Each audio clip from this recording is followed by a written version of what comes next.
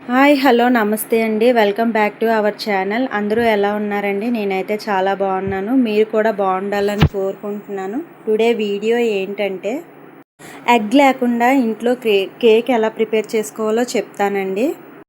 ఒక బౌల్లో పంచదార తీసుకొని సేమ్ అదే బౌల్లో మైదా పిండి తీసుకోవాలండి.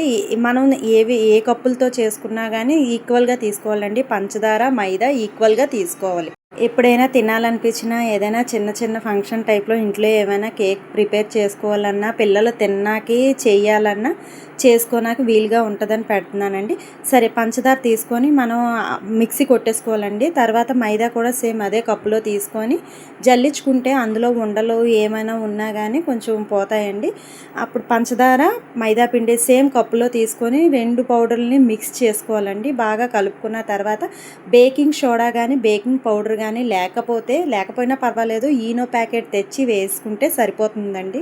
ఈనో ప్యాకెట్ కూడా వేసిన తర్వాత ఈ మూడిటిని కలుపుకోవాలండి. తర్వాత కొంచెం ఆయిల్ వేసుకోవాలి. ఆయిల్ వేసుకున్న కాచి చల్లార్చిన పాలు తీసుకొని కొంచెంగా వేసుకొని కలుపుకోవాలండి. ఉండలుగా లేకుండా చూసుకోవాలి. తర్వాత మన దగ్గర వెనిలా ఎసెన్స్ ఉంటే ఒక స్పూన్ వేసుకోవచ్చండి. ఒకవేళ అది లేకపోయినా ప్రాబ్లం లేదండి. యాలకుల పొడి ఉంటే వేసేసుకోవచ్చు. అది ఫ్లేవర్ కోసం మాత్రమే. పిండి అవి స్మెల్ రాకుండా మంచి స్మెల్ వచ్చేనాకే వేసుకోవాలండి. అది లేకపోయినా పర్వాలేదండి. మనం యాలకుల పొడి ఉంటే యాలకుల పొడి వేసుకోవచ్చండి. తర్వాత ఈ బ్యాటర్ అంతా ఒకే డైరెక్షన్లో తిప్పాలండి. అటు ఇటుగా తిప్పకూడదు.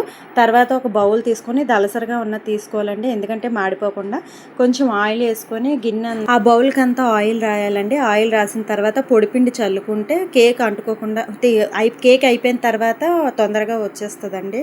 బౌల్కి పిండి అంతా వేసిన తర్వాత ఎక్స్ట్రా పిండి తీసేసి ఆ బ్యాటర్ అందులో వేసేయాలండి. ఆ గిన్నెలోని బ్యాటర్ మొత్తం కేక్ బ్యాటర్ మొత్తం వేసి గిన్నెని ఇలా కొట్టాలండి. ఏవైనా బబుల్స్ లాగా మధ్యలో ఉంటే అవి బుడగల టైప్లో బయటకు వచ్చి మొత్తం అంతా ఈవెన్గా ఉంటుందండి.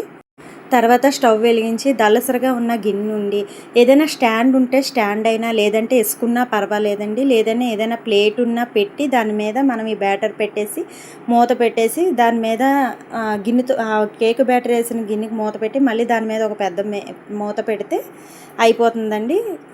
టేస్టీ కేక్ రెడీ అండి. ఏమీ లేకపోయినా ఇంట్లో ఉన్న వాటితోటే టేస్టీగా కేక్ తయారు చేసుకోవచ్చండి.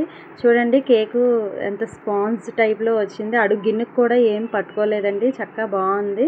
ఎగ్ లేకపోయినా మనం చేసుకోవచ్చండి. ఎగ్ వేసుకుంటే ఇంకా బాగుంటుందండి. చాలా బాగుందండి. ఓకే, ఈ వీడియో నచ్చితే లైక్ చేసి సబ్స్క్రైబ్ చేసుకోండి. ఓకే, బాయ్ అండి. Take care.